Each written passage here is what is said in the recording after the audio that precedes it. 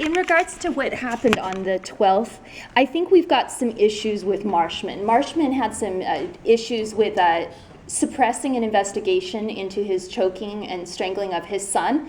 DNA analysis on the anonymous letter, which turned him in to suppress an investigation of his conduct, which for anyone who's been strangled, I can tell you from personal experience, it's a very horrifying experience. And as a victim of stalking or any kind of abuse, I would not want to go to a police force. So I just consider this a civil rights violation of a force that's not applicable to me in my life. I don't want to live in Portland if this is how it's going to be. So in terms of the violence to Linda is a very beautiful person who, when she found out that the mayor had concocted a plot to have a weapon placed on me or threatened to be placed on me to cover me with bruises and twist up my shoulders, when I was already in a neck brace due to Portland police incompetence and misconduct, I think that Linda said, oh, well, they were just trying to kill you because I'm considered a gadfly, or I say it how it is, because Lone Vet mentors us to be like that. And I think that's a lot to guess, and I'm hoping it was just one bad cop, Todd Engstrom, maybe Allison Waltz, being pushed around. But through that process, it was extremely humiliating. I can't explain the amount of personal devastation it's caused. Your fellow John Rhodes up in Internal Affairs, he said, oh, Todd Engstrom, he would never do something like that. And he has a record, he has a past, he has some issues to work out. And he was responsible for brutalizing Barry Stull in one of the first major civil rights problems we were having with the mayor, as the mayor has been escalating.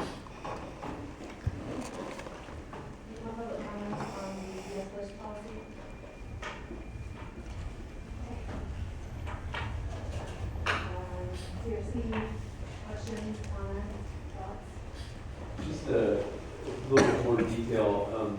I think looking at the specific issues that may trigger an incident, medical conditions, mental impairment, such, real crisis. The concern is I feel like it is going to be used as a training tool or policy for officers. Being specific on or giving examples or a definition of what these are important. A behavioral crisis could fit actually what someone was mentioning, just somebody feeling like they shouldn't have been arrested, they're just agitated or irritable for whatever reason.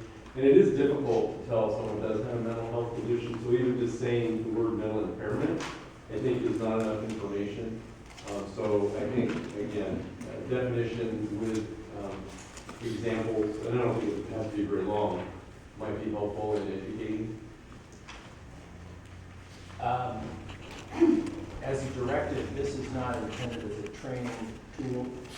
I'm There you sure go. that if it's adopted, then training will develop training criteria and training scenarios and all the things that go into training around this. And I would agree with you completely that it's not at all exhaustive list. As a matter of fact, I think the chief said that when he was here. He said, under circumstances as they are now, and I just read this recently, I think 25% of all police shootings are people who are actually mentally ill, and well over 50% of use of force is against people who are in crisis of some type or another. I read this in the New York Times, so I get it. But there's a reality to it, and the police have to be prepared for the fact that they're dealing with people who are not going to comply with orders as maybe the average person on the street would. So that's the purpose of this in part. Oh, and I agree, and I think that should be stressed. Again, if your numbers are correct, the majority are people that are going to be just for whatever reason they can't be explained. I mean, in the case we heard tonight, even someone supposedly interfering with police officers with the gal with substance abuse crisis, whatever was going on, that could be considered, I think, a de-escalation situation. And so, yeah, because I do think if it's just seen as mental health, I think we will miss the majority. So, yeah, I agree. And I also think it needs to be clear what you mean by de-escalation. Well, the best I can do so far is